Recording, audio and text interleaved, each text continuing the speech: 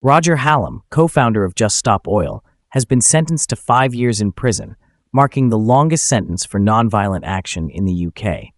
Hallam was convicted of conspiracy to cause a public nuisance for advising on the M25 motorway protests to highlight the climate crisis. Hallam tweeted after the verdict, "I've just been sentenced to 5 years in prison, the longest ever for nonviolent action. My crime? Giving a talk on civil disobedience to stop elites from causing climate destruction.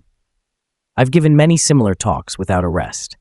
This time, I advised on the M25 protests to wake up the public about societal collapse. I wasn't involved in the planning or action. I swore to tell the truth in court, presenting scientific evidence of climate threats, but the judge dismissed it as invalid.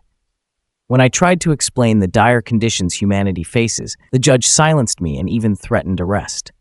Roger told the judge, "Without the whole truth, it is not a fair trial."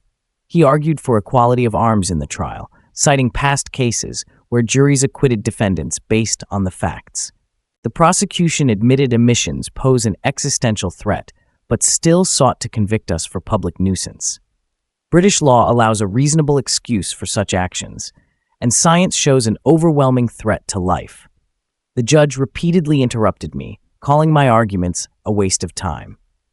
Roger told the judge, "The fact that emissions will cause damage across the planet for millions of years is not a reason to stop it from coming into court."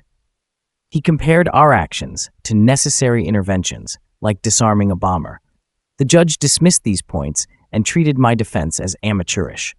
Even with international observers highlighting the injustice, the judge focused on trivial matters, like my Twitter feed, rather than the critical issues. He limited my defense time and belittled my evidence of global climate threats. Throughout the trial, I was repeatedly arrested and removed for insisting on presenting the full truth.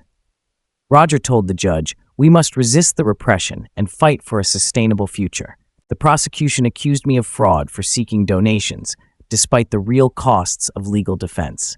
The judge's remarks and conduct showed clear bias, dismissing my evidence and the severity of the climate crisis.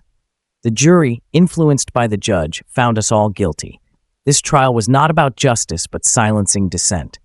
I reminded the jury they could acquit based on conscience, but they delivered guilty verdicts. Our actions were aimed at preventing mass death from carbon emissions, yet we were convicted for trying to tell the truth. The judge accused me of lying to exploit supporters, but I stood firm in my beliefs and the scientific facts. Roger told the judge, "This case highlights the growing repression of peaceful protest and the urgent need for true democracy to address climate change.